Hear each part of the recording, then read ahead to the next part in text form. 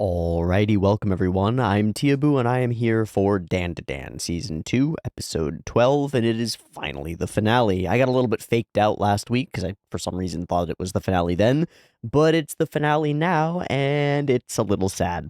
Dandadan has become special to me. This show has become special to me, and I think it is itself special.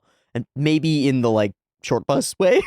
It's a little bit silly, a little bit goofy, and I think that's where its strength lies. I think that as I was thinking about how to start this video, I came to this strange idea that Dandadan's potentially greatest weaknesses are where its greatest strengths are. I was thinking, what criticisms could I levy at Dandadan?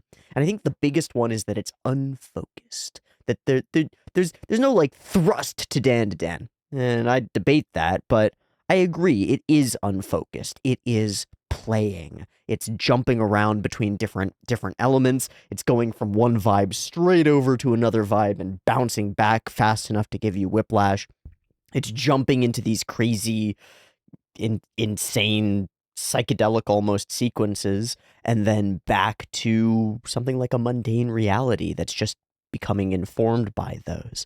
It's a bunch of things all crammed into one show, and that could weaken it. That could make it suck. That could make it be like a nothing burger where it's like, well, where's the juicy stuff? But that's the thing. In that weakness of being able to jump from one thing to another, being able to go wherever the author wants, being able to explore whatever little piece of story or little piece of backstory or little piece of character interactions in the context of space aliens and UFOs and giant kaijus and stuff we want, we actually do build a thrust. We build a number of them. We build a bunch of thematic through lines that feel real, that feel relatable because I relate to the characters in their mundanity, and then they feel bombastic and bigger than life and big enough to influence me almost, big enough to make a difference because they occur in these overwhelming spaces, in these different worlds, in these different realms. But something that I absolutely love about anime is its freedom. Beyond what film and cinematography can do, beyond what really any medium that I'm aware of can really do. I guess you could make an argument for books, perhaps, because they evoke such incredible imagination in the mind, but that's a different order. It's a different kind of thing. One of the things that makes animation so fucking cool to me is that you get to make non-real things as real as they could ever be. And because of the way our brains work, or kind of don't, we're kind of broken in this way. We see these stick figures and we think they're real. We see these masks of human faces, and our dumb monkey brains think that they're real. But because of that, we can draw almost anything and think that it's real. We can go almost anywhere and believe it and take from it the feeling of having been there, the lessons that could only be imparted if we believe. And as unbelievable, as bombastic, as fantastical, as absurd as Dandadan is, I have taken a lot from it, and I believe in a lot of it. And I think that the idea of taking your struggles, interpersonal conflicts, confusions, worries about yourself and your place in the world, and wrapping them in this otherworldly, extraterrestrial, supernatural context gives weight to things that we would otherwise sort of shrug at and be like, that's just a part of human life. You just got to deal with that shit, man. It is what it is. But Dandadan takes those, and it's not what it is. It's what it is, but it's a giant kaiju that you have to face. It's a space monster that's threatening everything. It's weird perverted aliens that are in the way of your relationship potential, and all of these things compound on one another to make me feel like Dandadan's legit. Like it's more than the sum of its parts, and that there's strange planning in its chaos. Yeah, it jumps from one thing to another and bounces all over the place, and you never know where you're going to go next. And there's a sense that the author doesn't necessarily know where he's going to go next, but we're all in this ride together, and we're learning, and we're growing, and we're changing, and we're loving, and it's kind of beautiful. It's kind of fucking beautiful. So, in the last episode, we got Kinta greatness, then we got mecha greatness, And now I think we're going to have some mecha versus kaiju Pacific Rim style battle it out. All our squad in one giant mecha fighting against this thing. Greatness. I'm really excited. I don't know how this giant statue mecha is going to do, but I'm excited to see it. The little flashes of animation that we got at the end of the last episode were pretty fucking spectacular. So I would love it if they knock it out of the park animation-wise. I would love it if there was some kind of thematic cork. I don't expect us to wrap here. Dandadan isn't over or anything like that. If we end with like Momo and Okarun kiss and then they live happily ever after, then I'm gonna be really weirded out by that. I don't want that exactly, but something, some cork on the bottle, something to stop it up and leave us with cool tension and happiness and excitement for whatever is going to come next out of Dandadan would be really cool. But I'm also just excited to see some damn mecha stuff. It's been a while, you know? I mean, we watched Gundam not that long ago, and Gundam's freaking great. It's awesome. But it's its own thing.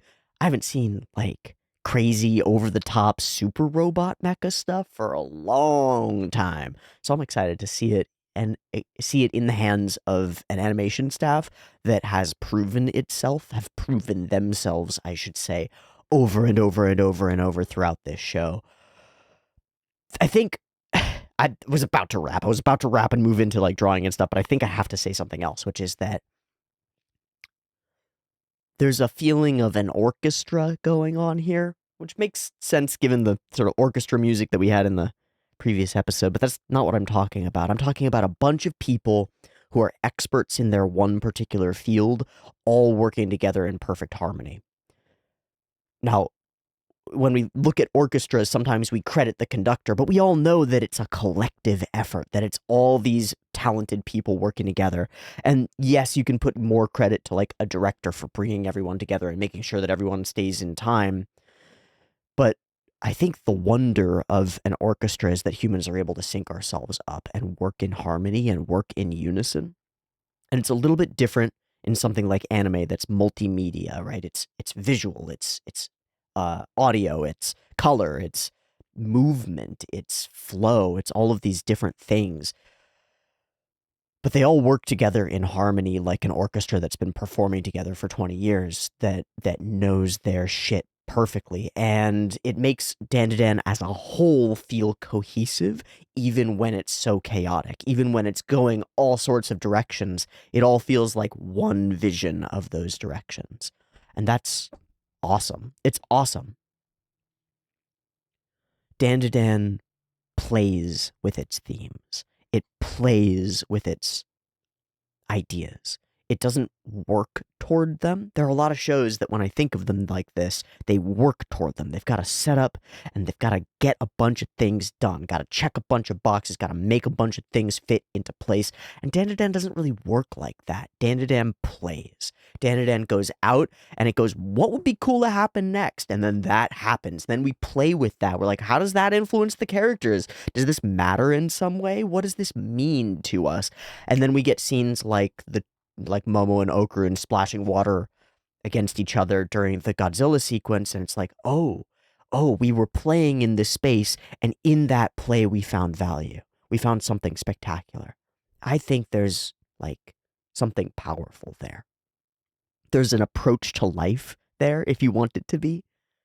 Go out, play, experience what you want to, be drawn by what draws you, follow the paths that are laid out in front of you, find out what's out there, and then play with it. Play in those spaces, see what you can learn, see what you can gain, see what you want to keep and what you don't, you know? You'll run across people and opportunities and jobs and lifestyles and things that don't work, and when they don't have that element of joyous play to them, you know that that's not where you need to be, and you can go find something else. And then you can return to that wonderful attitude of open play, not stuck on some path and like trying desperately to force the world to fit your end goal, but instead looking openly out to the world and being like, well, what is there to do here? I'm new here on this planet. Anything fun to do? Anything cool to spend my time on? Love? Oh, that seems like a fun thing to maybe spend my time on. Friendships? Ooh, those seem cool. That's nice. getting totally obsessed with mecha drawings and weird otaku shit? Yeah, why not? Fuck it. Maybe that'll lead to some of that friendship and love stuff. You never know.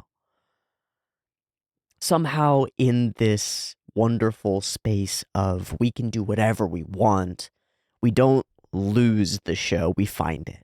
We don't lose cohesion, it appears. It emerges out of the journey. So, I really like Dandadan. I think it's a lot of fun. I think it is a really interesting addition to Science Saru's catalog.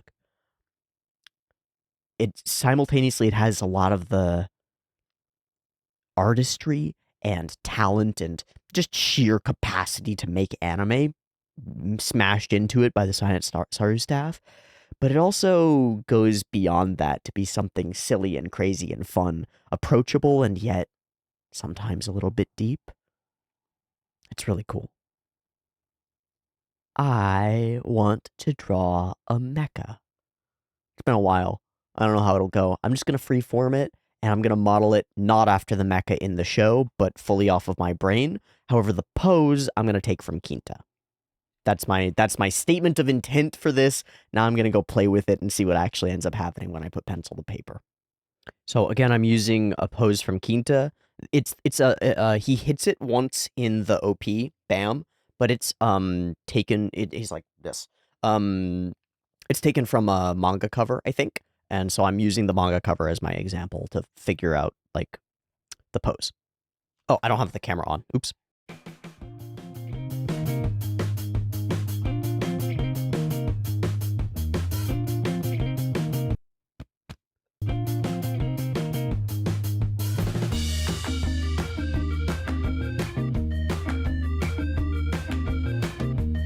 Sort of looks like a sleep token mask.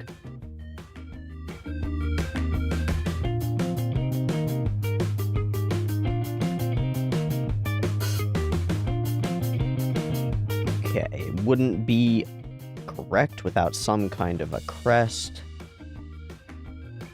Of course, it can't be exactly a Gundam crest.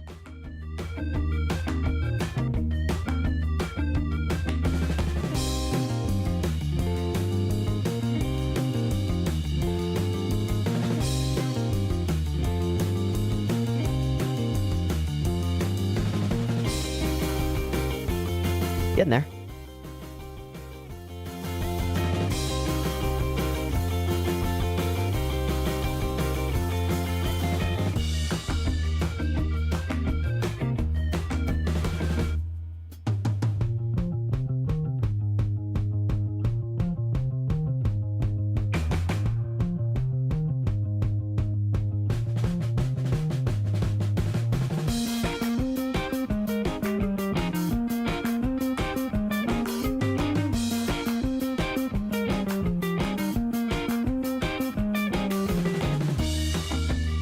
Wow. I'm really happy with that. I'm so happy with that. I think it manages to actually capture some of Quinta's energy. I managed to get the pose down, I think, and then it does look like a Gundam. It looks like a Gundam, and it looks like it's a Gundam that's been morphed out of Quinta, which is exactly what it is. And so that's a victory to me. The crest and doing the eyes modeled after the 0079 original Gundam model really makes it still read as Gundam-y. It's very cool. It's very cool. I got a little bit lost in the like torso to legs transition, but I think what I ended up figuring out with like this element pushing out here, which also sort of mirrors Quinta's sort of chubbiness. He's all out there. I like it. I like it. That's play. That's play.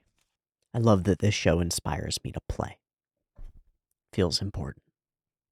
All right, enough stalling. Let's watch episode 12 of Dandadan Season 2, titled Clash! Space Kaiju versus Giant Robot, which means it's exactly what I'm hoping it would be. I will say, I hope that this doesn't resolve super quickly. I want lots of mecha and robot stuff going on here. I want plenty and more of it. It's okay if it just does resolve in one big bombastic oomph, but I'd rather it be a little bit more drawn out as a fight, and then weave into character stuff at the end. However it wants to play with its ideas, though. I'm happy. I want to see some mechas fighting some kaijus. I expect that they'll kind of pull out all the stops for this last episode. Not that any of the stops have been in the first place. Also, what does pull out all the stops mean? What are you pulling all the stops out from? We're about to get detoured into something stupid. Oh, it has to do with pipe organs. The stops are knobs that control airflow to the different sets of pipes. You pull them out, it opens all the sets, and you get all the woof of the organ and all the oomph of it. So you're pulling out all the blockers that keep the oomph from flowing. That's exactly what I want to happen here. I'm glad to know where that came from. All right, forgive me my meandering. Let's watch Dandadan episode 12 of season 2. Two versions, picture in picture in the description, timer on YouTube, early access on the Patreon. Next show coming is still up in the air. We're figuring it out. Beep beep timer.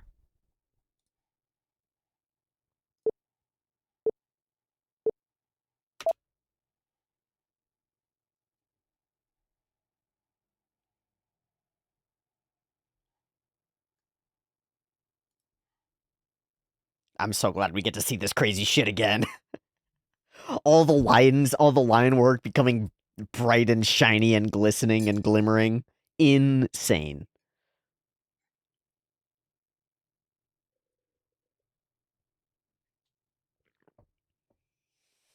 All those fucking Ishimori, man. Boom. Hmm.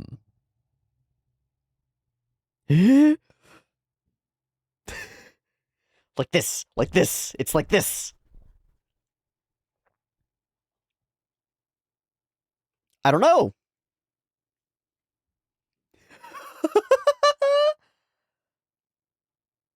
Uh-huh. Our leader, fearless leader. Thank you.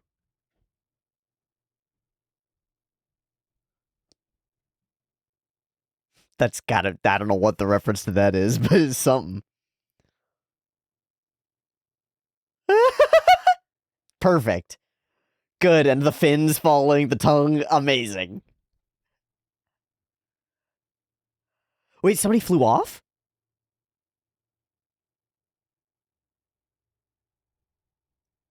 Those are eyes, that's a horn.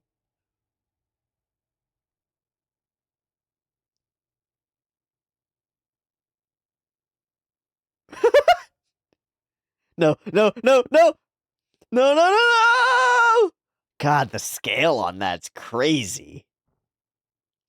Oh, oh, oh! I promise, you just gotta take the levers and go like this. I've seen enough.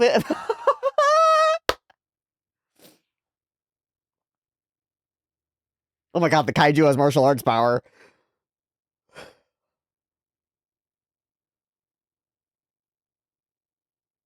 These big browns. As though the whole thing is made of bronze. Whoa.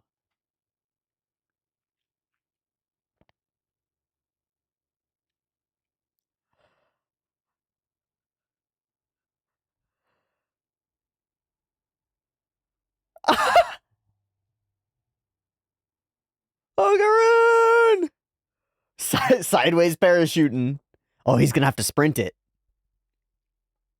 Oh my god, or maybe not.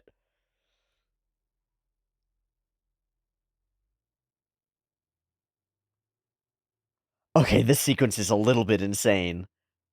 That had to be Ishimori.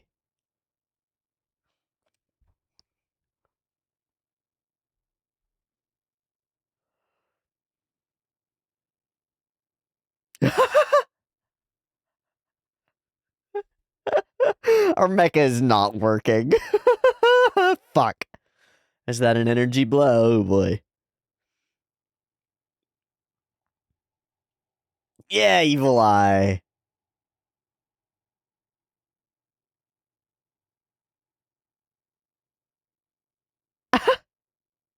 Oh, nice trip.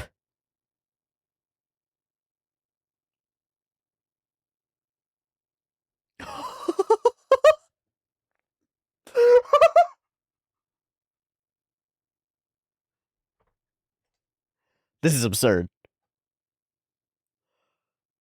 Fight that thing, dude. I say son.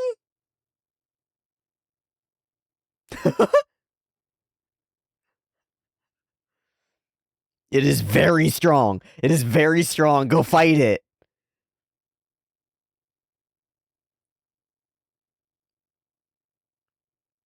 Go fight it. Let him fight it. All right, what are you going to think, Okarun?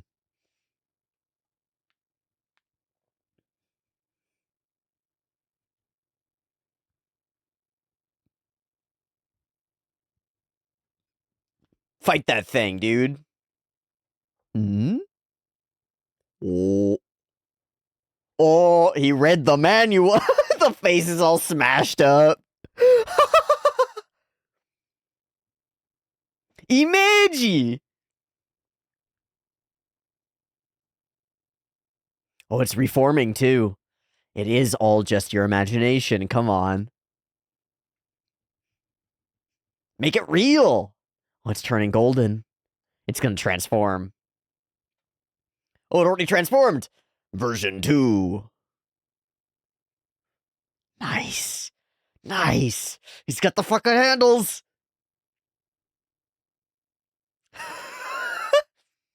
Both forward. Okay, that was an insane, insane introduction. The scene of like looking down at all the belt buckles and then looking back up at the giant thing tumbling through space, then back to the belt buckles is nuts. And there were a bunch of scenes of the big thing flying through space in like incredible detail, slow-mo that made it feel as big as it really is. How did they do that? I mean, I know that Dandadan has been able to capture enormous scale all the way through, but this feels like another level on top of it. This feels spectacular. Spectacle. There's our posing boy.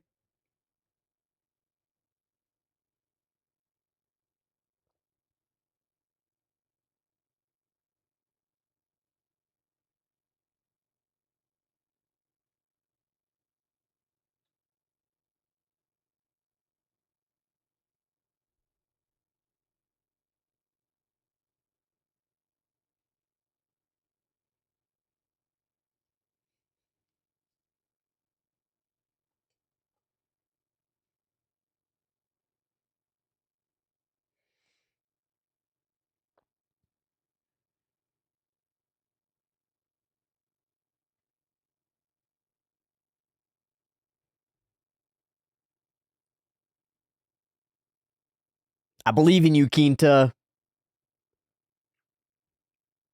Hope you can feel the power of my heart. They become glasses. Good. I wonder if we'll do phases of mecha? Nah, probably not.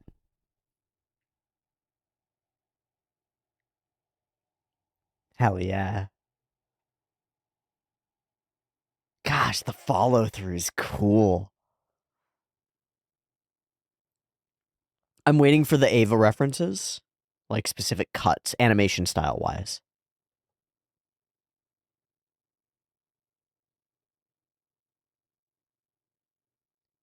Whoa!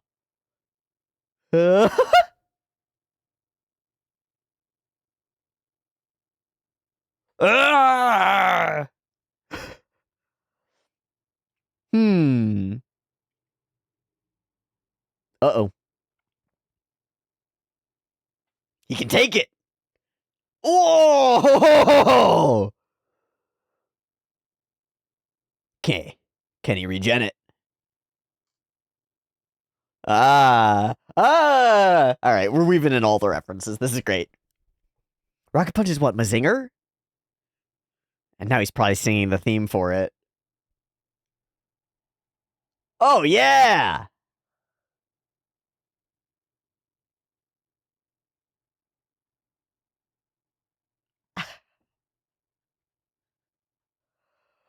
Woo!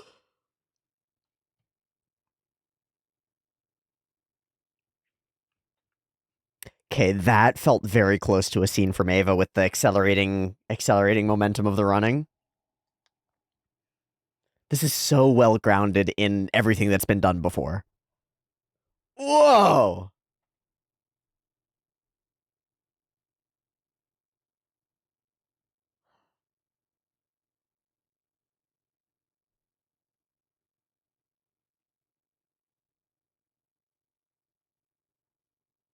Break his fucking horn off, dude! Oh, shit! Maybe not. Oh. Okay, we're gonna dive into his life. RX-78. This is what it's all about, Quinta.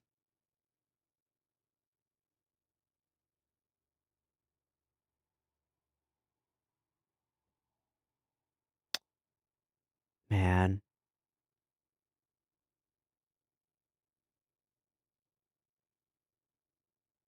Are they on a fucking tandem bike? Oh no, he's just riding on the back.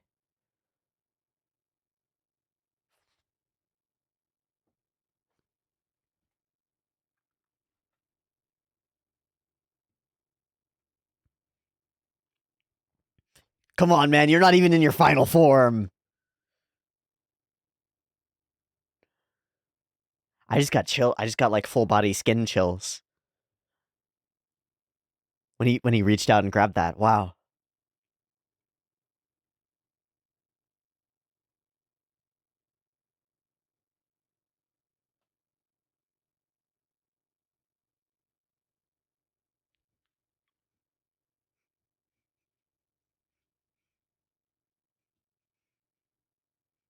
Fuck yeah, man. I'm gonna cry.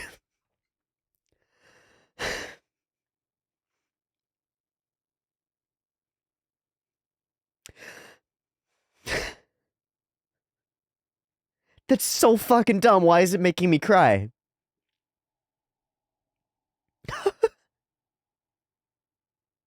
Who gives a damn? Because I love it so much.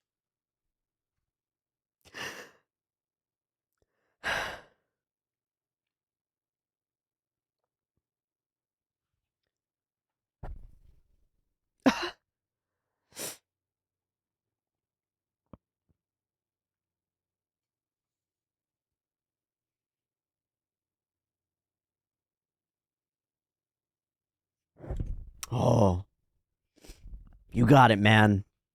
You got it.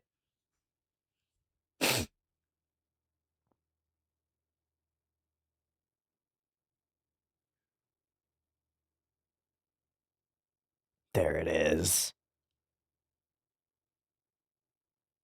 Mudata.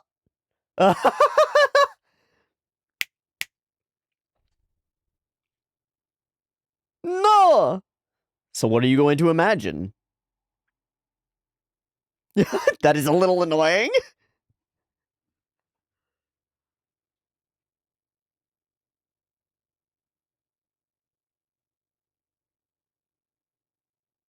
Yeah, okay. Imagine a piece of technology that can do the thing.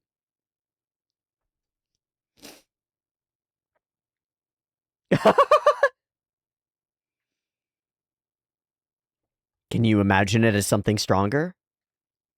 No, dude. You got it. You got it. You got it. Believe in robots. You're not gonna die.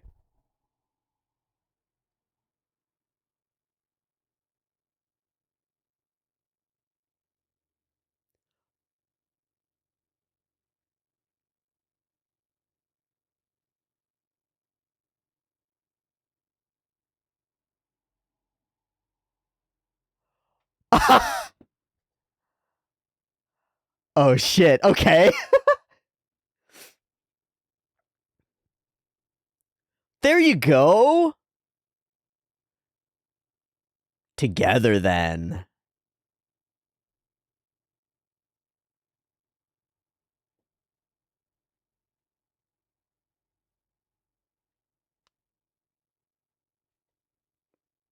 Yeah, Quinta, go get it. What? I see. So it doesn't work for everybody else.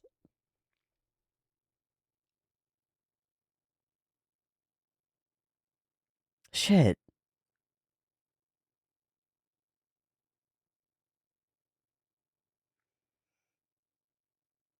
Okay. Okay. Okay.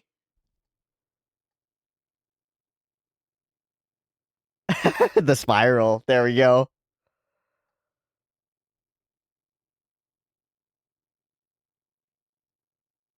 Uh.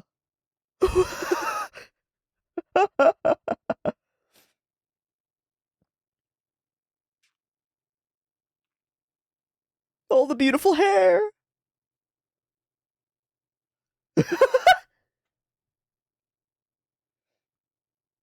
Oh, it's working.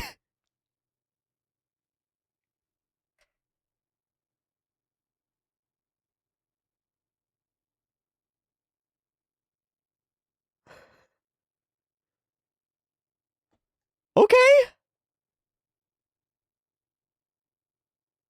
All right.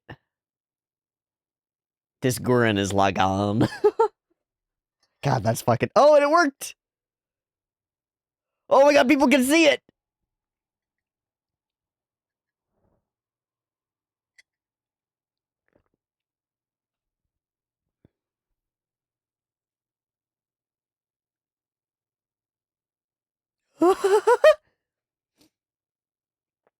Oh my god. What the fuck?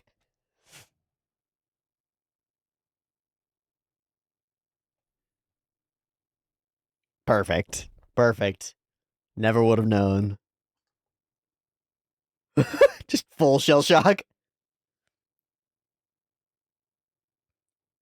He's fine. Yeah. Yeah.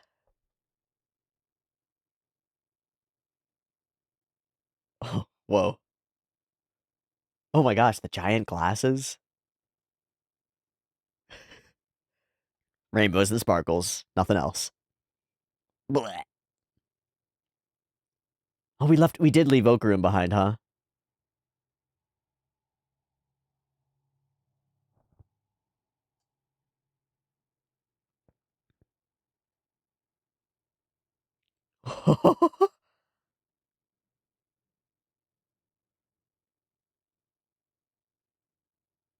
Ah! Poor boy. Run, Okaroon.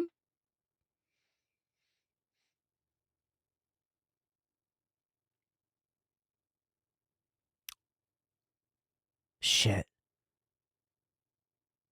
Yeah. But if you grab it, you'll be associated with it. What's he gonna be up to? Oh my god.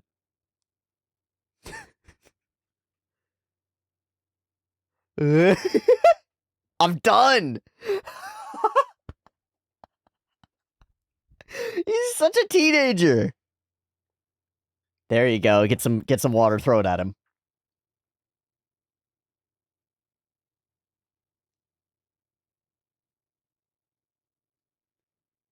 Nice.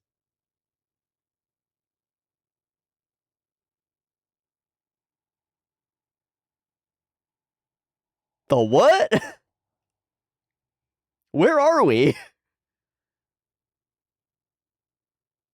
Oh fuck.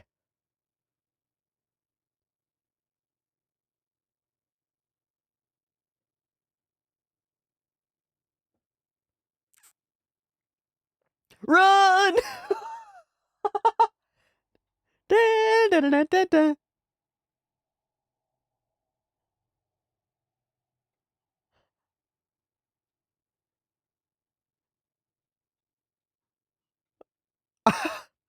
It's our pet now.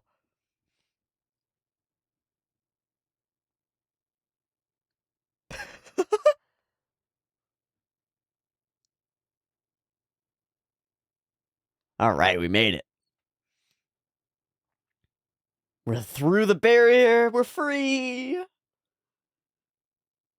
Why do I feel like something's gonna drop out from under us? Nicely done, guys.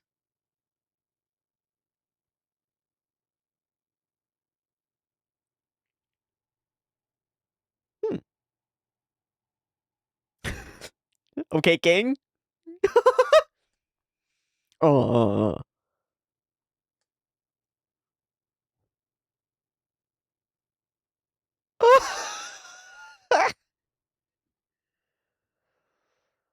Uh-huh.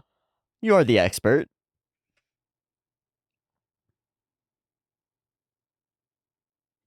This follow on the feet's crazy. You're welcome.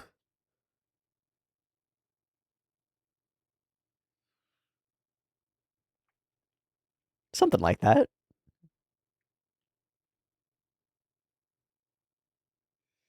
It's my nut.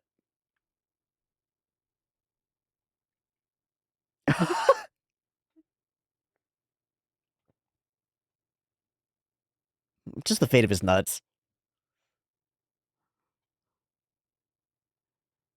Please tell me you're joining the squad. Yes. No, we could use your power. Like, come on, man. We need you. And I don't mean your mechanical mecha power. I mean you.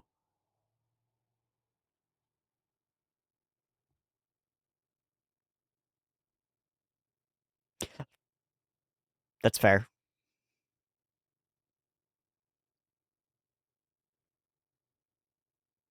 Yeah, what is it? What's inside?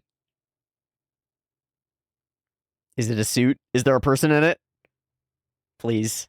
Please tell me there's a fucking weirdo in it. Yes!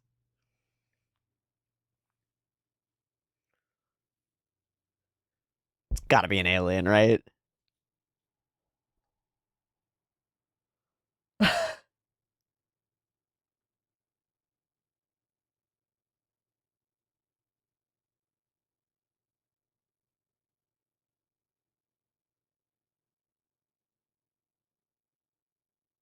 A Zippa?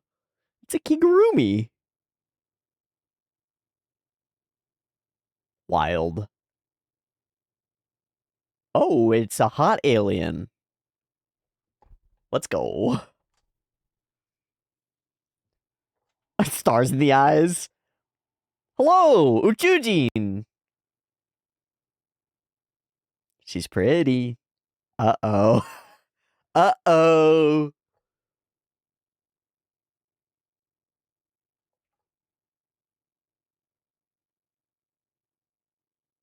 Oh! She just woke right up out of it and kissed him on the mouth, right? Holy fuck. Yeah. Yeah! Reasonable response. Momo. Is that the end of the episode? It's the end of the episode, and that's the end of the show. What an end! Remember I said, I was like, I hope there's like something that happens at the end that'll be funky and put a cork on it. That's a hell of a cork. That's putting all the stops back in.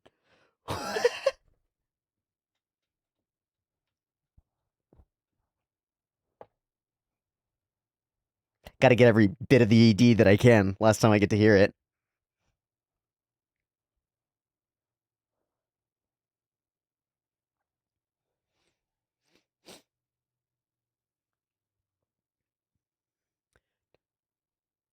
She reminds me of an alien character from Eureka 7. I think it's the hair color and the like pixie cut. Wonder if she'll end up going to school with us.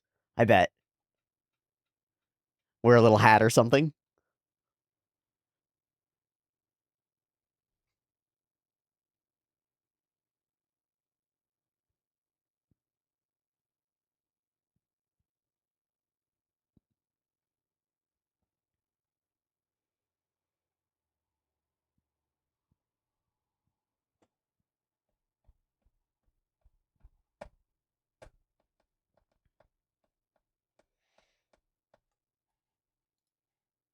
The endo.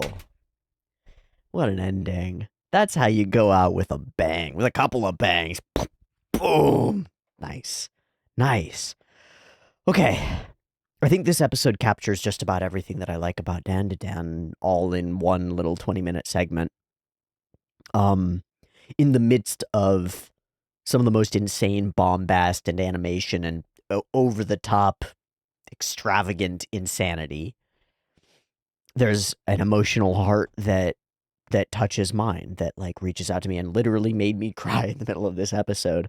Um and it's not like loss or pain or despair or anything like that. It's the sheer joy of being human and of a character expressing their like really serious love for something. Um and that coming through and becoming cool. I I like it. I like it a lot. I think it's a great ending. Um Gosh, there's a lot here. Where do I focus? I mean, action, action, action like crazy, silliness, interactions with Evil Eye, that emotional center where we jump back into the past and weave things together. The music, oh my god, the music is so good. Especially the dun dun dun dun dun dun dun dun dun that comes in and sort of builds us up as he's sort of emerging. Oh, fuck, this is good. Nobody knows how to work it. What should I push? What should I do? It's all chaos. The way we play with screens and jumping between the characters is really neat. Like, that transition is wild to me. We just remove it's like a screen tone almost, the individual lights that make up the screen and sort of warp bobble the whole thing up into us. Gosh, that's cool. I gotta check out the manual. But of course, the manual is connected to it. The manual is something that he's sort of imagining as he's going. So in truth, the only limitation is what you believe that the machine can do, what you believe your imagination can do. And in some ways, the characters are all limited by their expectations about it. I really like it. I think it's really cool. Let's all just push a random button. And what a joke. What a good joke. Oh, and yeah, okay, so at that point, we had Jack Okarun. And he's basically out of the fight for most of it. He's like running after them, chasing them down for the whole rest of it. It's a cool, weird looking lever thing, but I guess it is the lever thing. I wonder if it's designed as a reference to anything. I don't know.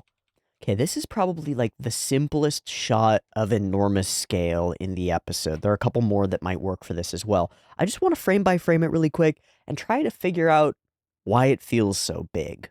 Why does it feel so big? You could draw a figurine falling over and draw it as though it was like 3 inches tall, 6 inches tall, and it falls and it tips over. And if you put the camera next to it, like really close to it, and had it fall over, it would feel the same, right? But it wouldn't. But it wouldn't, because this is bigger. And so it has to move like slower and with more oomph to it, and the shadows on it have to be more detailed because it has more detail that's lost in it. But how do you do that? My brain doesn't compute, okay? How do you make me believe that this thing is 60 feet tall? I don't know. I don't know. If we cut away all the background, the power lines and the mountains and stuff, could I believe that this is just a really tiny camera focused in really small on like a very small object and the small object is falling over? Or does it like materially move differently because it's large? I think it materially moves differently because it's large. Like a building demolition falls in a different way than a kid knocking over a tower of blocks. They're fundamentally different because of the scale of the thing. It's not just a bigger version of the same thing happening. There's like more going. But why? Why is that the case? Shouldn't it be just the same? My brain can't wrap itself around it. In any case, this capacity that the show demonstrates to show us scale is nowhere more apparent than in this episode. It is all throughout, and it's really freaking cool. How do you do that? How do you do that? And when I said, like, I'm waiting for the Ava references, the reason for that is because there's some animation in Evangelion that's unlike anything before Evangelion around the large scale of these machines moving rapidly. And like there's a scene where like Asuka is battling the mass production Avas. That's the one that pops into my. Let me pull it up. Let me pull it up. It's on Sakagaburu. It's the top rated cut on Evangelion. And it's Mitsuo Iso. And it's this cut right here. It's like one of the most famous cuts of animation, period. And so I was kind of waiting for like this to happen. this stuff with it's all moving fast, and yet there is a definite sense of scale, right? Like a knife scattering down a rocky boulder or something wouldn't move the way that this like 30-foot long sword tumbles down this mountain. Boom, boom, boom, boom, boosh, right? Like rah, rah, boosh. I think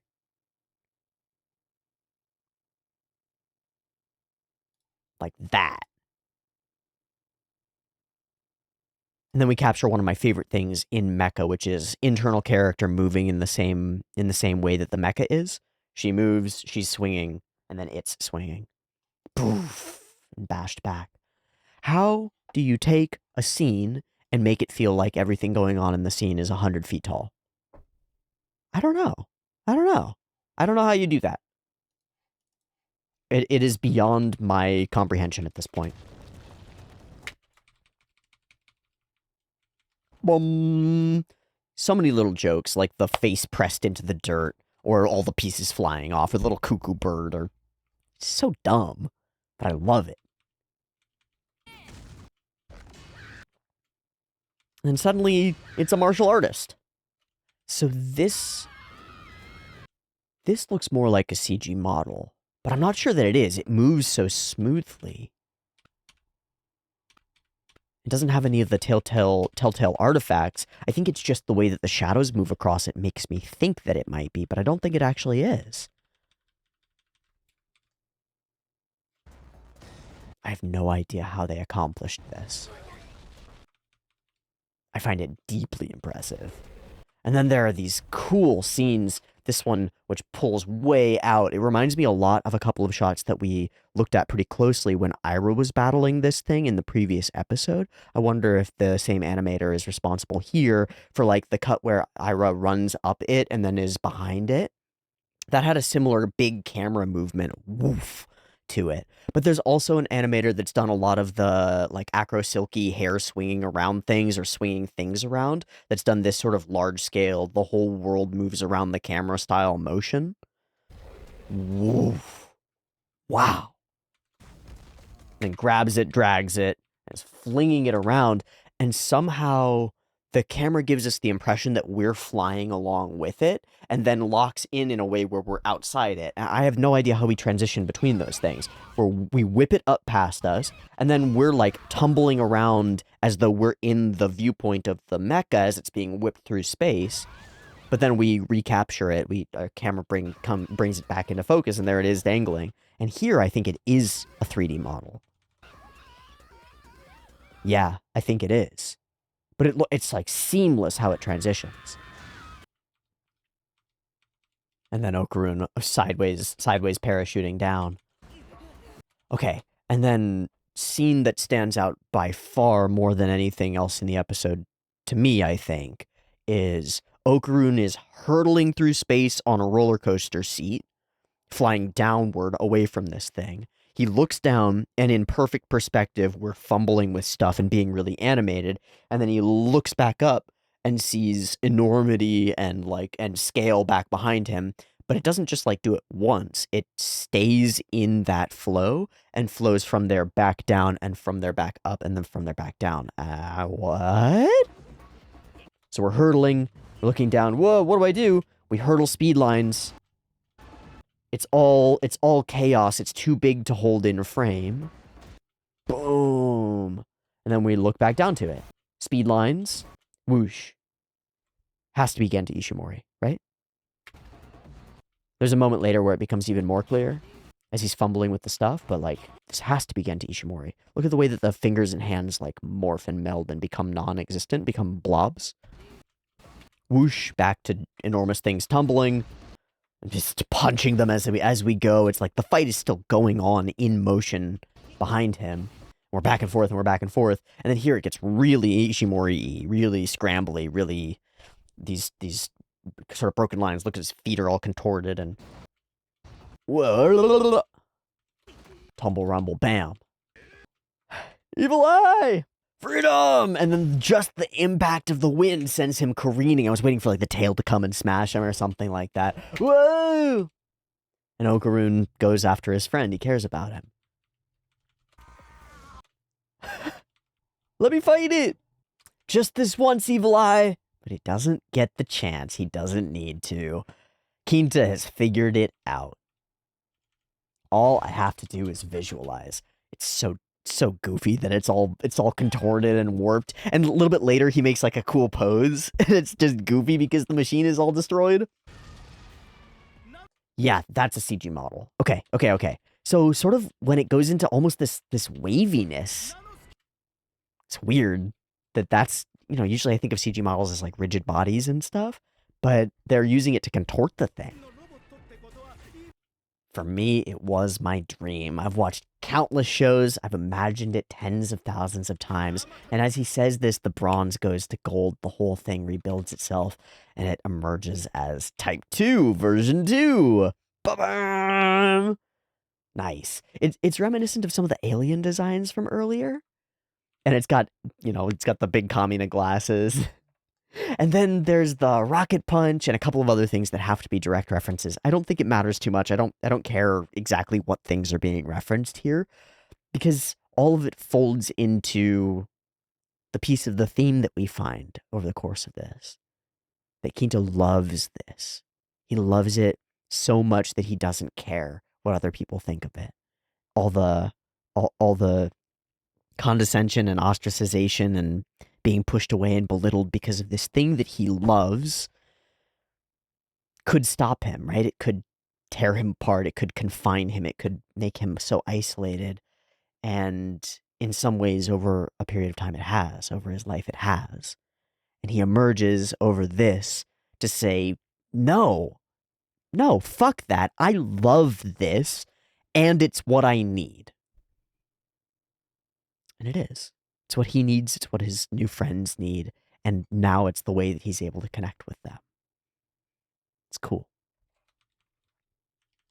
I am the robot itself. No, the robot is me. I feel like that hand thing is specific. There are a couple of things that are all specific. It doesn't matter. Quinta, the end of Joy Toy Pegasus Sakata. So that's Gundam, right? Launching. The machine running versus the robot running. Or versus the kaiju running. Ah. Ah! He's got it, man. This thing can move. So he gets yanked into it, calls it a new move. Blazing wind, frontal punch. It shatters this image as it comes forward. That's so fun. And blast through with a big punch. You got it! Daedalus attack! Okay, and then it zaps with its electricity and he grabs it and whips it to the side. What's that from? That's from something that I've seen. But I don't know what.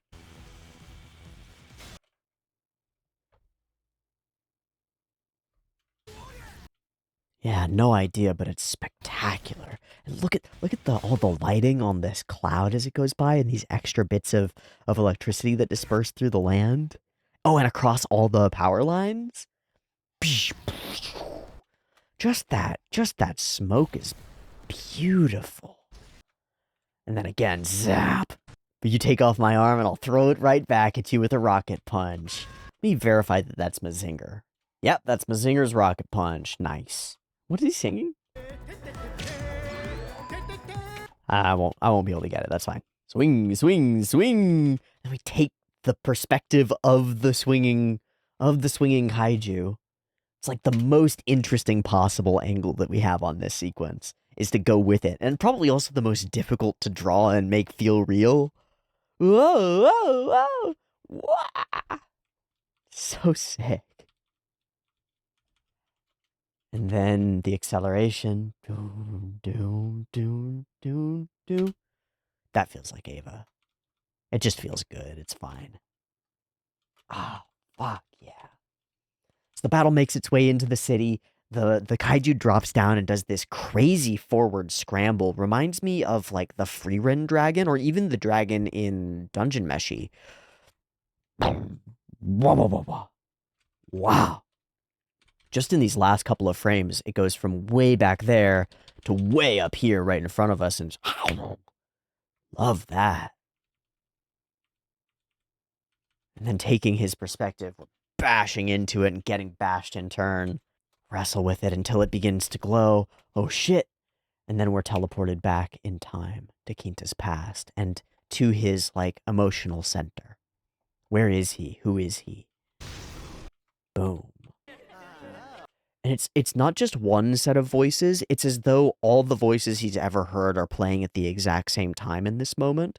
As though it's like the whole class or multiple classes worth of people all making fun of him all at once. Which is how it can feel. Your brain anchors onto those things and locks them in, and then you go for like, what's the world's opinion of me? And you've just got this set of things that are all anchored together, and it feels overwhelming. You can't even see the other ones in between. He's at it again. Ew, so gross, gross, gross. But there's this smile, and it's like, that's genuine. That's genuine love for a thing. And it's in spite of all of this. Like, none of this touches him. None of this should touch him. But it does, of course, right? Like, it matters. Hearing these things from other people, this is Quinta's experience of the world, is that his love for this thing gets him made fun of. Gets him ostracized, gets him bullied. It's a really powerful and very important kind of strength to do it anyway. Because it's what you love, and that's as real can be.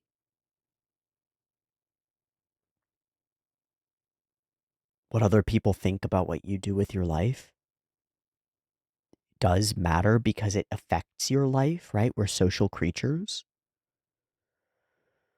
But if there's something that you value, like really seriously,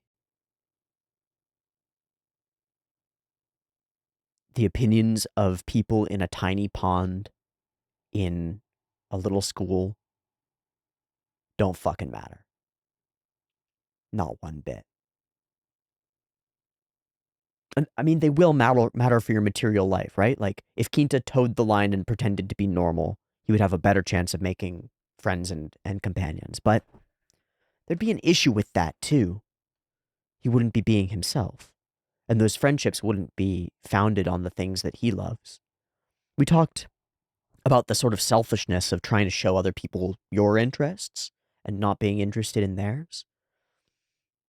But if you give up your interests in order to interest other people, if you prioritize connections over yourself and your connection to yourself, I don't think those connections will be real.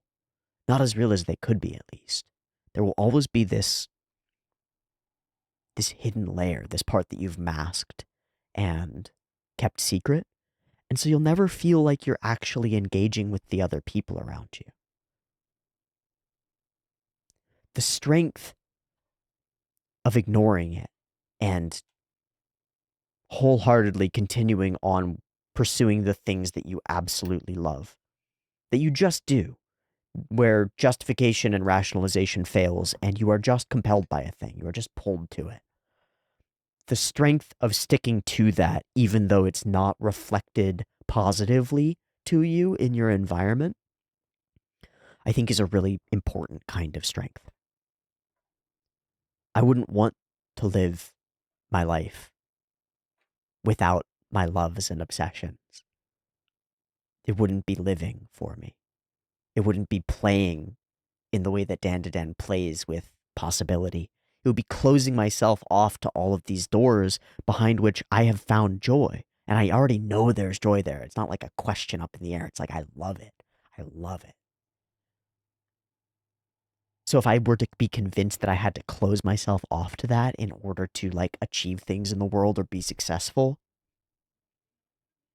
I think fuck that is the right answer. And I think it's the answer that Quinta comes to. His attitude, his otaku-ism is wholehearted. And the only part where it falls apart is when he comes up against those reflections, when he's walking to school, he's being fully himself, and then he tones it down and wraps it up so that he doesn't experience that negative response from everybody. That's super understandable, but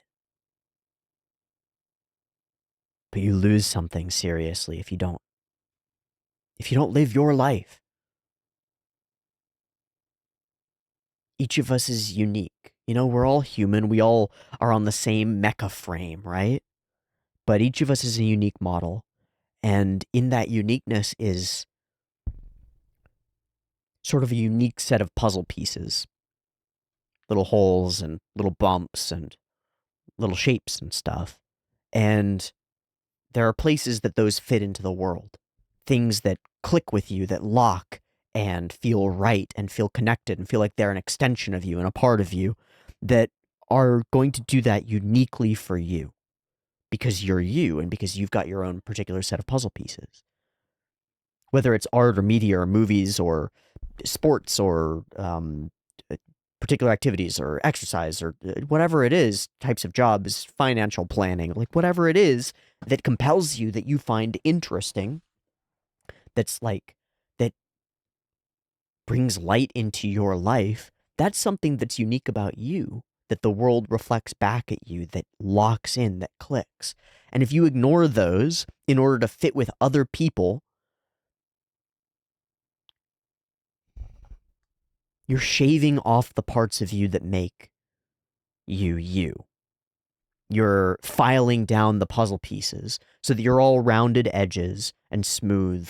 And the hope is that if you don't have any pieces sticking out, you won't annoy other people, right? They'll be willing to engage with you because you're a flat barrier and they're a flat barrier and you can meet up and match. But those types of interactions, those types of relationships are kind of empty.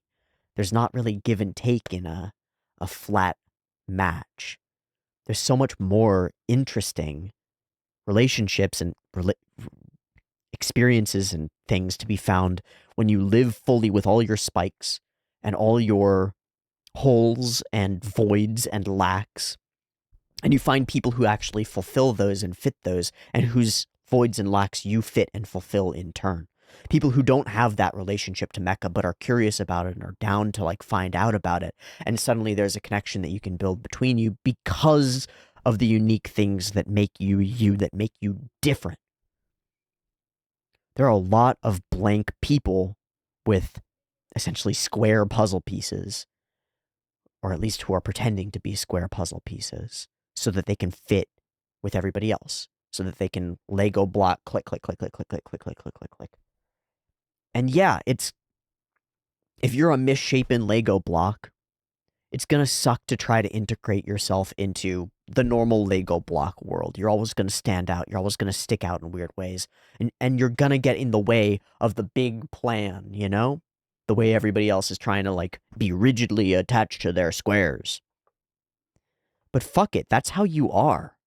And there might be other people who are like that in similarly different ways, in complementary ways.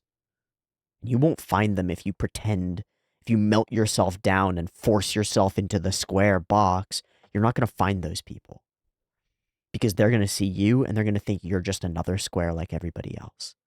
So we get to that idea of like two blue people who wear makeup and hide themselves going through their lives, not thinking that anybody else in the world is blue like them. And they sit next to each other on the bus every day and they never know that the other person who would genuinely relate to their experience and be like the most potentially powerful connection of their lives is sitting right there, and neither of you realize it because you're both pretending to be a blank slate, a square. Fuck that. Fuck that. Be a misshapen Lego block, man. Be one of one. And if that pushes you out of square world, good. Good. It's a beautiful piece of music, too. It's got so much emotion in the strings. It's almost, it's joyous, it's light, it's like shining meadows and beautiful things, but it's also like wistful and remembering. It brings me to this space of like considering.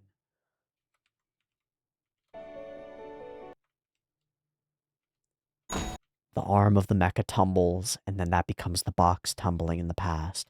Bam, bam, bam. Out of the way, idiot! Aren't you too old for that stuff? Huh, whatever. And they do this thing as they ride by. His face like, wow.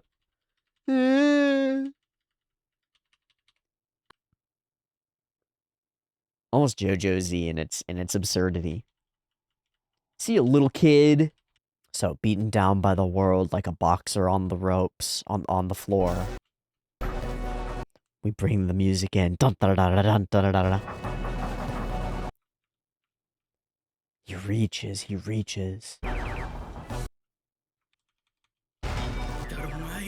Idaronai? What difference does it make?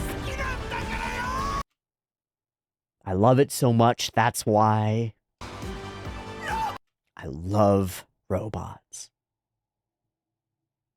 DanDan instead of Bandai grips the box with his life. Comes down with a big smash. I have always been preparing. Oh, there it goes. There's the emotion hitting me. Why does that get to me like that?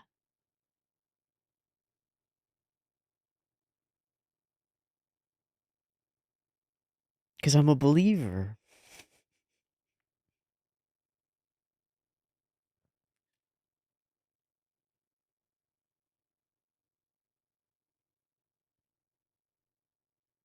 I believe in symbols. I believe in heroes. I believe in stories.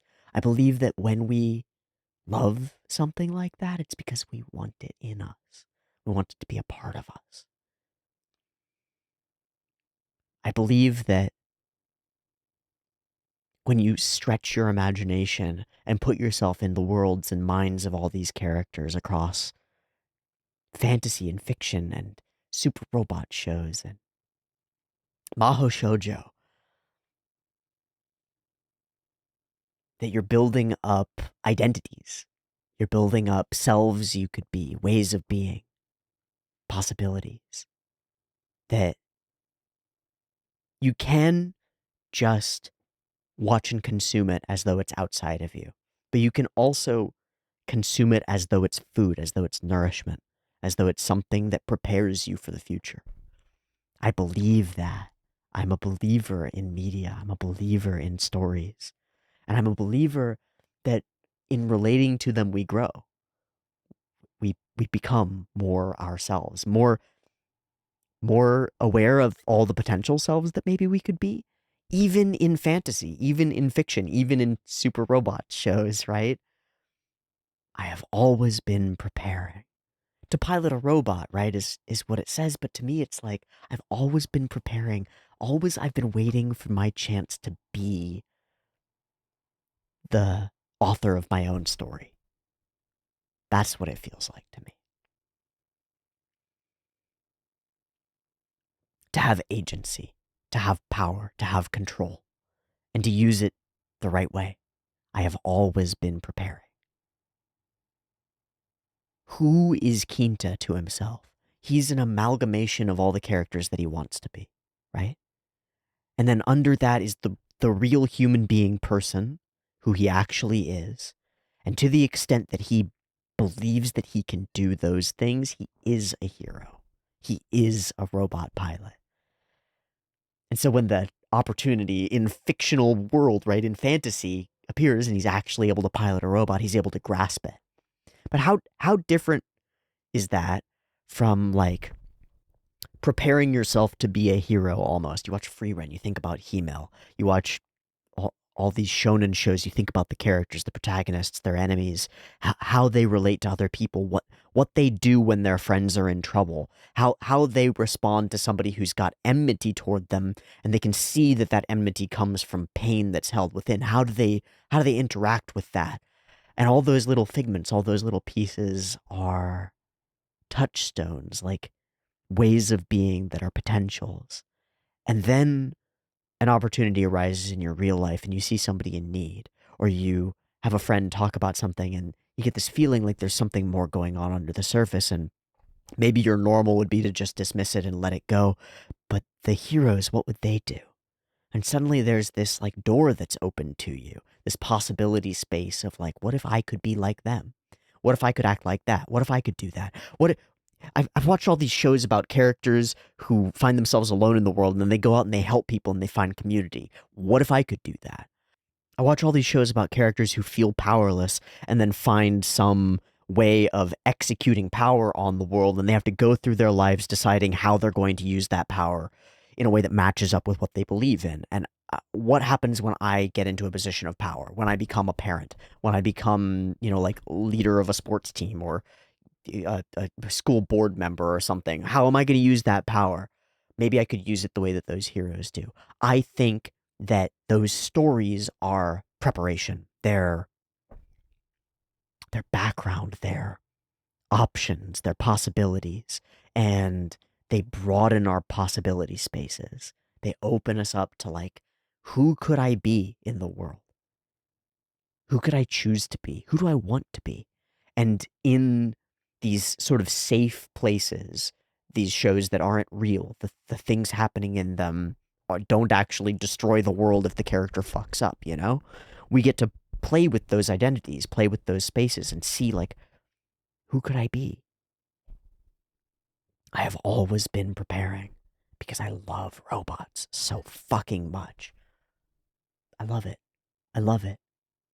I love characters who love something. And that's a piece that I want to emulate, that I want to take and make sure is always a part of me. It's one of the fundamental things that I get from anime is that anime is a medium that kind of, by its nature, is made by people who care about it. Like it's not that profitable to animate things. You can get there, you can make a lot of money off of animation, but the way the industry is structured, it's not that profitable. So you have to love it. You really have to love it. And that's a problem in lots of ways. But the result of that problem is that there's love infused into this thing, that the industry as a whole almost has this pop punk attitude toward it, where it's trying to be big and popular, but it's also kind of got this like, fuck the system. We're going to do this because it's art kind of thing going on to it. And that leads to a bunch of stories being elevated that have similar aspects to them. When all that lines up and you've got this fucking punk attitude toward the art that's being produced and this attitude woven into the art itself, it's like fundamentally human, fundamentally person-focused, choice-focused, agency-focused. It's your power to pick up the pencil and create a world. And what does that world look like and how do the people act within it? That comes through the screen. It like always comes through the screen. I'm really grateful for it. Things like this, where it lines up like a planetary alignment of all those factors, and I don't know, it feels like it shoots a beam of light into my heart.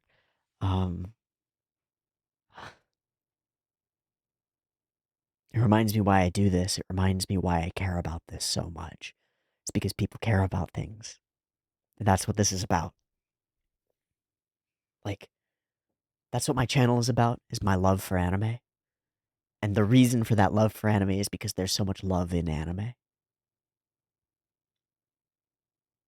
It's just like, it's people caring about the thing all the way down. All the way down. It has to be. I've always been preparing. I believed. So I am perfectly prepared. This ultramagnetic wave spin is wild looking. We whip the camera up and it's just spit. It is a big drill. And the impact frame in there. There's some Gurren Lagann woven in. It knows so much about all the anime that it's like semi-referencing and directly referencing. but it's all woven together to become its own thing. I like it so much. Informed by the past, but not bound to it. Disappearance of the enemy. I love these little shots to his eyes. I really like the crack in his glasses, and then the later reveal that he's got more glasses. The first thing that we learned about Quinta, or one of them. I can create what I imagine. But he gets smushed and bushed, but everybody else is here too. The teamwork comes in at the end. Quinta's belief in himself is not enough to save the day. He needs the other people too. Yeah? This robot can use the abilities of its pilots. What? What does that remind me of? I'm not sure. This cut of like tunneling through the hair, I think is awesome. So we do this one loop, whoop, and then it whoops backward, and then we're whoop caught up in it.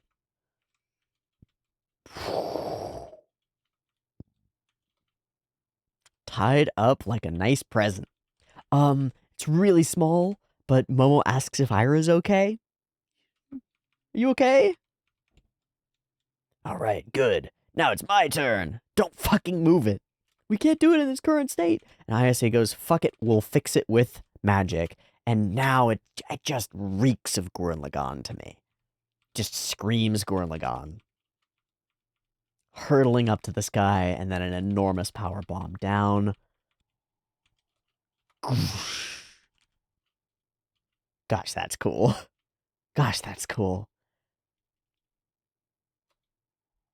And we're back to reality. Gotta solve this problem. I love the way that the thing, when it transforms into a UFO, it's just weird dangling arm thing. I really like the way that it looks. It's super silly. And we're home. And we're fine. And we're sick. I got to pilot a robot. My dreams came true. I'm so glad. I'm so glad.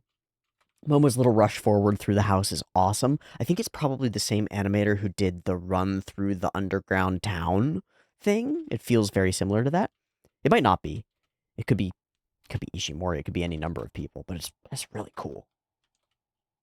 And then some silly expressions. We drag this damn thing back home, only to open it up and discover that there is a person inside. Ah, it was quite elementary. No problem. Awesome. Is the fate of the world resting upon this golden ball? No. And inside this Kigurumi thing is a beautiful woman. Beautiful alien woman. With stars in her eyes and glowy little antenna things.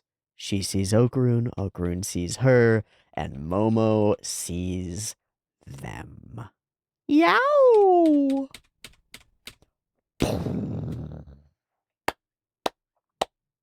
Lovely. This episode is tight. It is tight. Like, moves fast. Nails beats. Feels good. Is fun. Double thumbs up from me. What fun. What fun. Let's go check out Sakagaburo. Okay, as kind of expected, there are a bunch for this one. I think we're going to go this way. Bing, bong, bong, bong. A bunch of Eitetsu. Okay, here we go. Eyes, eyes, eyes. Face, face, face. All the screens, all the dinks, all the little cutaways. And then stuff going on in those screens. It's really kind of incredible. Quite a vibe. This thing just sitting there in the middle of the city. And then the dangly wah, wah, wah, wah, wah, wah, wah, wah. Cool. Also artist unknown, unfortunately. This is where he gets pulled forward and then smashes the imagery. Whoa, whoa. And then this comes through, smash. Boom. Nice. Huh? What? Eat this. Okay. This is the hair growing. Oh, this is the full transformed Gurren Lagann style. Nice. Right before it switches to reality. This is Eitetsu and Nobutaka Masuda. With the running up with the guy, freeze frame, the blah blah blah blah. Door opening. And all of Quinta's movement, huh? Cool. That's a lot of stuff. Oh, it looks like the first 30 seconds are Masuda, and then after that is Eitetsu. So, like, up till here is Masuda, and then this is Eitetsu? Okay. Okay. Harui Ishii. Second half, Tetsuya Rikitoku? Maybe? I don't know. Oh, for them running with the thing and all the people running after them? I don't know. Maybe. Arstanone and Eitetsu. Start to 59 is Eitetsu. That's most of the cut. Okay. All of his expressions, other characters looking inside the thing. Faces. Lots of intricate interactions. And then we whoosh it open, and the rest of it is artist unknown. It could still be Eitetsu. It's unknown. One Peach. Is this Ira's hair moving? Nope, it's that part first. And the black, and then it is Ira's hair moving. Okay, that's what I was thinking. And then there's a section from 8 seconds to 16 seconds that's unknown, but this with all the hair, it's One Peach. Cool. Eitetsu. There's more of those similar expressions in that same scene. Okay. Oh, fuck. This is the zappy laser blast into woof. Gosh. Does anybody have any idea where anything like that has happened before? Because that's cool as fuck. I just want to see more examples of it, but it also tickles something in the back of my brain that's like, I've seen that somewhere important. Super dope. Oh yeah, running up the stairs. This is Xingbang Chi. And then unknown for much of the rest of it. And then Chi again for the big thing flying by. Cool. Okay. Very impressive. 18 to 23, somebody's guessing that it might be Ishimori. We'll see what that cut portion is. Oh, this is the big spin carrying the thing. Yeah, the way that this foot crosses over, woof, becomes this giant arc. Look at that. Woof. Could be Ishimori stuff. This doesn't feel like him. And then the question is whether at 18 or so is an Ishimori cut, which is the cut right after this one. It's this one. Oh, yep, 100%. Look at that. It has to be. It has to be. Straight through 23, which is right here, which is this flying down. Blah, blah, blah. Has to be, right? I think it has to be. It's awesome either way. Michael Sung. Oh, for whipping. And oh, for the follow too, when we're doing this. It's a cool cut. It's got this incredible sense of scale to it. And then almost a goofiness, like a big inflatable creature. Okay, unknown and Ishimori. 25 to 39 is Ishimori. So the first 20 seconds, oh, that's too bad. I was really curious who did this.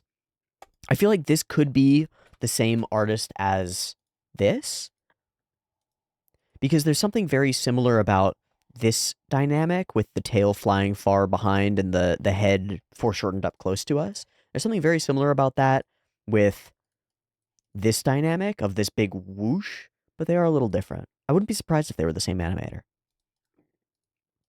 Okay, this is where we lose track with the camera and then find it again.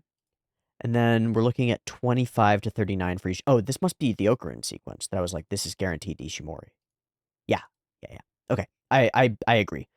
Current artist Dan Ishimori, 100%. Like, who else draws? Nobody draws like that. It has to be Ishimori. Awesome. I love the way that it turns into a heart, kind of, and then goops, and then it all follows like a TNT. Ka-chunk. Oops. Ka-chunk. Awesome explosion too. Cool. Yu Yoshiyama. Jesus, the comp adds so much character to an already amazing drawing.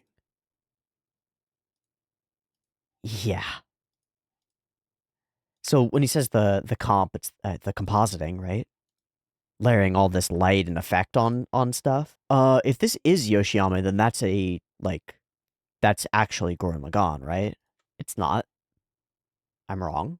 Yoshiyama is one of the premier transformation artists for Pretty Cure. That's where I know his name from.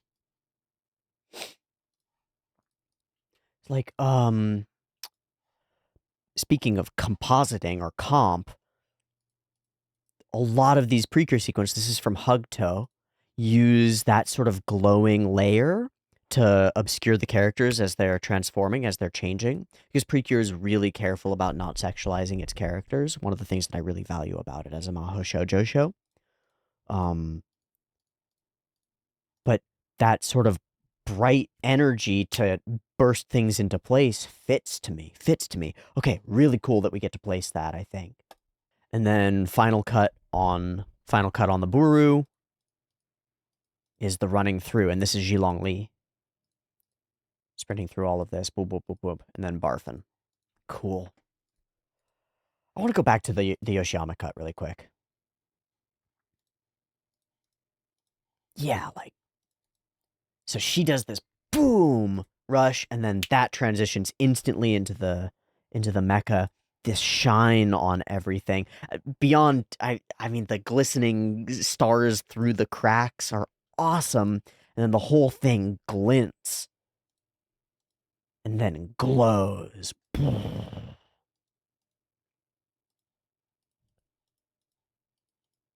Smash. What fun. True mecha greatness. An understanding of where it's come from, and a little bit of pushing it forward in a couple of interesting ways. But without losing the spirit of it, it's about the character inside as an extent and the mecha as an extension of their battle. It's about the energy. It's about the connection between the multiple pilots of the thing. And it's about Quinta's love for the medium, for the style, and turning that into his weapon, turning that into his power. Yeah? It's the first of these that's really like that, where it's the person's passion that becomes their power. I think it's my favorite. I think it's my favorite way of gaining power in a show or in a piece of fiction, is to take the things that you love and craft a sword out of them, forge them into a weapon, into a tool. And then take that and be like, this is a piece of me. This is a piece of me now. I got it from out there. I got it from the shows. I got it from the mechas. I got it from the ideas. But it's a piece of me now. It's mine. This is mine. Now I'm going to pilot it. I like it a lot. Go pilot your mecha. Make it out of the things that you love. Make it out of your history. Make it out of your past.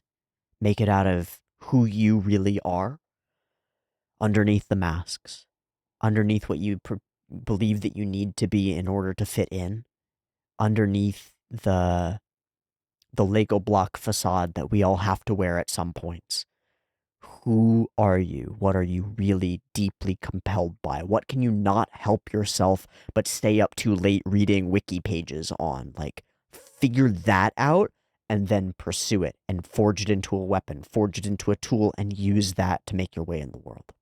I think that's the lesson of this episode. I think it's executed excellently. I think it's beautiful. It's fun. It's bombastic. It's silly. It's goofy. It's play. It's play and the emergence of importance and value and love out of playing with the things that you care about. Like action figures bashing together or imagining yourself as the hero of a story.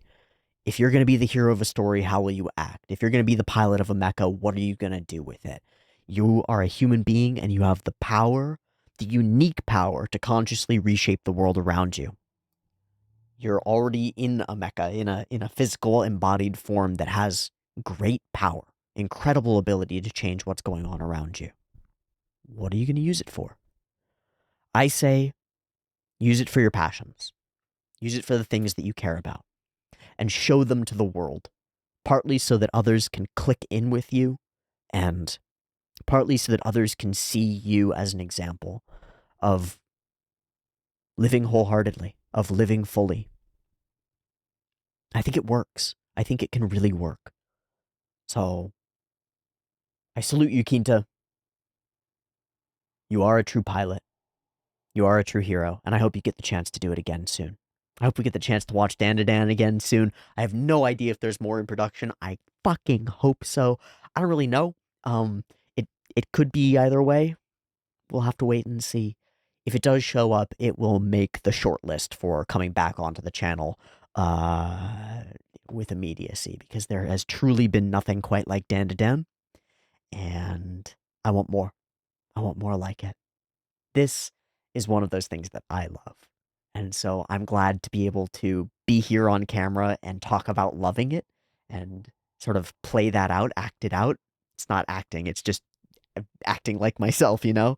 But to do that in a public way and in a way that says, this is good. This is good. Wholeheartedly follow the things that you care about. Maybe they'll help you defeat the monsters that haunt you. I think that's where there's hope. I think that's where there's hope. Thank you, Quinta, for being a badass. Thank you, Quinta, for showing us a different definition of what strength can be. And thank you, Dandadan, for expressing so much across all the little elements and little arcs of this show. There's so much about how to relate to other people, how to romance, what it actually is and feels like. It feels vibrant and alive and deeply human, and then also deeply insane and alien and over the top. There is nothing quite like it, and I hope we get more of it soon. Thanks for watching this final episode of Dandadan with me. I hope you've enjoyed the journey, and I hope to catch you next time when we watch something new. Not sure what's going to come on Friday. I'm still up in the air on whether I'm going to poll or do a sequel. I think I'm probably going to do a sequel for Tuesday and poll for Friday. I think that'll be my move, but I'm not positive. Keep an eye out on the Patreon and on the YouTube for whatever comes next, and I hope to see you there. Much love. Peace.